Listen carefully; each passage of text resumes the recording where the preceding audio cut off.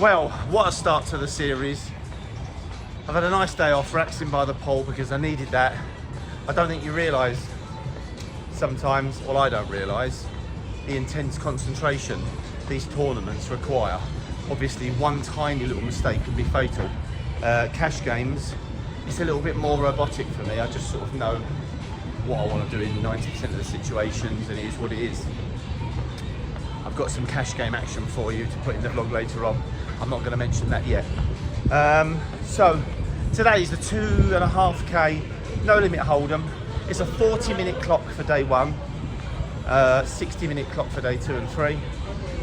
I've reset my brain back to a starting stack of, I think it's 35,000 chips. It's always going to seem weird for the first couple of hands when you're playing 100, 200, or I think it's 1-2 it starts, to adjust. I'm only playing 4 tournaments in the series this year. It's going to be obviously the one we've played, the Millionaire Maker, the 2.5k. There is obviously the main event, and there's another one. I think there's a 1k or something, a bounty event that I'd love to play. Oh no, mini main. I really like that mini main, great event. I may have a shot at the main event satellite on the, I think there's the 3rd and 4th. There's some mega satellites, 1k to buy in. Obviously every 10 people there's a seat. There's a lot of dead money in there and a lot of value to be had. But it's one of those situations where do you spend another 1,000 trying to qualify for the main, because that means it's going to cost you 11k to buy in, or do you just buy straight in? I don't know. I'll have a think about it and see how we go. Right, so as usual, I'm going to go down the escalators here at the Bellagio, walk across to the Paris, sign in, and I'll start sending you some hands. We'll see how we get on in this one. See you soon, guys.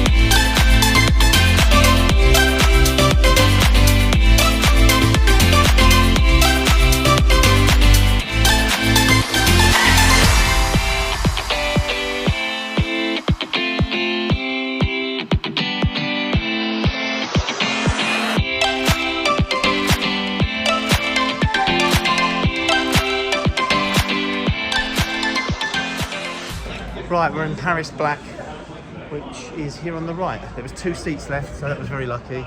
Or you've got to stand in a great big queue that's for 2 hours. Oh, it's nice, nice and empty. Here's all the dealers waiting to deal. And this is our tournament here. Currently there are. Let's have a little look and look at the table.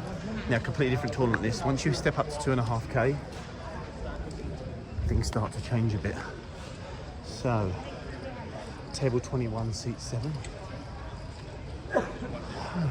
Right down here, table 21, seat 7. Old guy, Asian bloke, 1 hoodie. Okay, seems alright.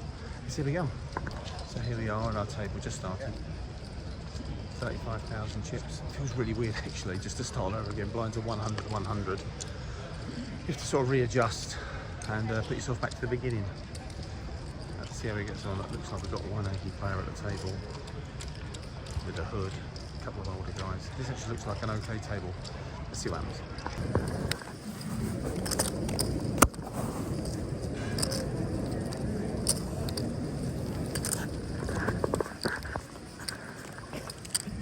Right, here we are with the updates. It's a very, very, very good table. That doesn't mean to say I've got loads of chips. Starting with 35,000, I have 45,000, which in the first level of a tournament, for those of you that play these tournaments regular, know that's absolutely fine. The blinds are so small, there's no reason to do anything stupid. 2 hands, just to tell you about, not even that interesting, but I'll just tell you because it's something to say. First one, I had pocket fours on the button, a guy raises. Oh, look, here they come, the English. Well done. Here come the English. He's a champ. You should have won it, buddy. I can't see Win it next time. Main event, yeah. Anyway, as I was saying, so guy races from middle position with a hand, and I call on the button with my favourite pocket pair, which is pocket 4s. The flop comes like Jack, Jack, ace, he checks. I check back. The turn comes at 8. He checks so fast, and here I make a little mistake.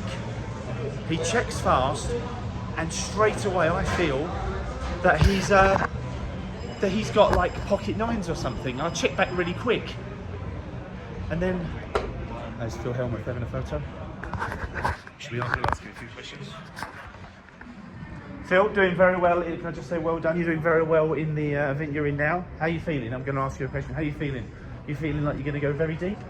Well, I've had 2 days off and my parents are coming to town. Yeah, his parents are coming to town. Green light, green light. All the English are rooting for you, Phil. Good luck, bud. Appreciate that. So, his parents are coming to town, so nice little interview on the way through. I'd have asked him how we played these 4s. So we've checked fast. And I think to myself, I think he's got like 9s or something here. I should be betting this, because he doesn't like any of it. And I would check that fast and just have given up. The river comes a deuce. He checks double fast, and I check and say, I think your 9s are good. I show my 4s, and he shows 2 black 9s and says, what? I said, yeah, my reads are fully in focus at the moment, but I didn't utilise it. So as Daniel Negreanu would say, we'll put that on the oopsie meter. I should have bet the turn there and then bet again on the river and put him under a bit of pressure, but we didn't. And then the last hand, which I just asked the guy, which is a really weird one. I've got King Jack offsuit early in a tournament, and I raised from the cutoff, and the small blind passes, and the big blind looks at his cards. He looks to go and throw them away like you would in the big blind, and then sort of stops. I think that's weird.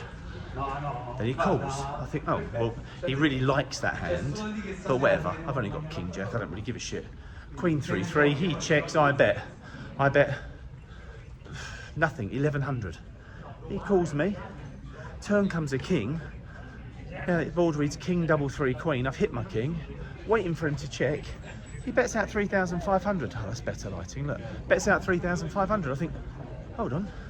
Remember, this is 2.5k. These are people that have got a few quid. They're happy to splash around them. He can easily have a 3 here, and this is how the older generation play their 3s. So I'm a bit, I think and think and think and think and think and think. So I don't like it, sir. I show him my king. I throw it away. I'm just watching a feature table. Sorry, guys. He shows me pocket kings. We'll try and get an interview with him later. We're still in 45,000 chips. What a great little interview with Mr. Phil Helmuth. See you soon. Bye, guys. Right, we're out the 2.5k. I just got owned by a German, basically. End of story. There's no bad beats here, guys. He's raising a lot, and I'm on the button with 8-5 of hearts. He raises. I'm nearly 3-betting, but I just called because I've got to get going. I'm on a table where everybody's re-raising, and it's quite an aggy table. Flop comes Queen 8. Let's get this right. I've got 8-5 of hearts. Queen 8 for 6.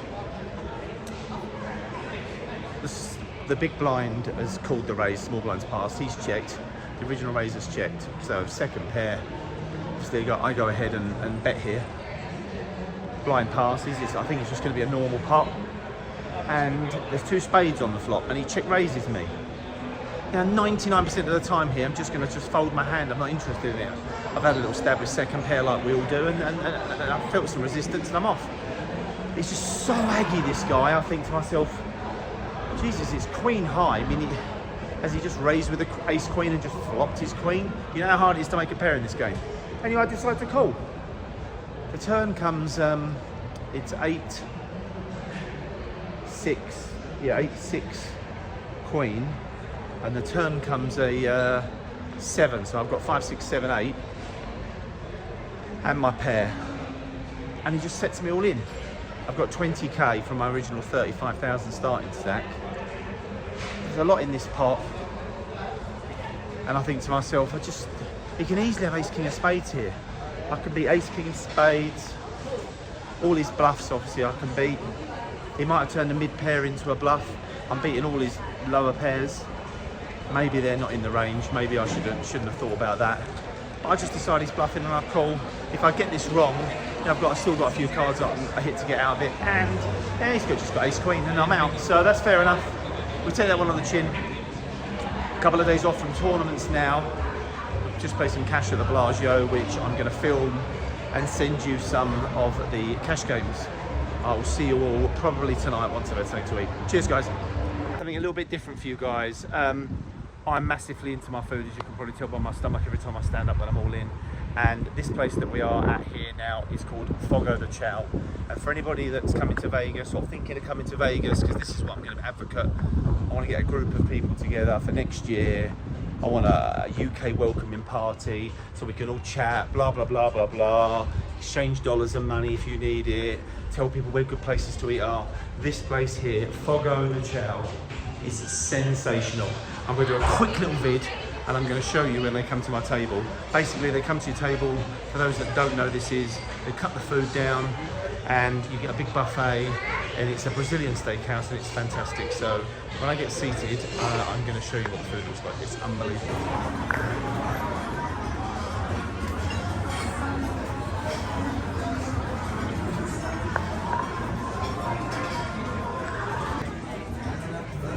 Serve la dry lamb steak. Yes, please. Oh, you like a kosher? Medium, please. Medium. Yes, sir. Can I have one more piece? Yep. Thank you very much. Lamb steak.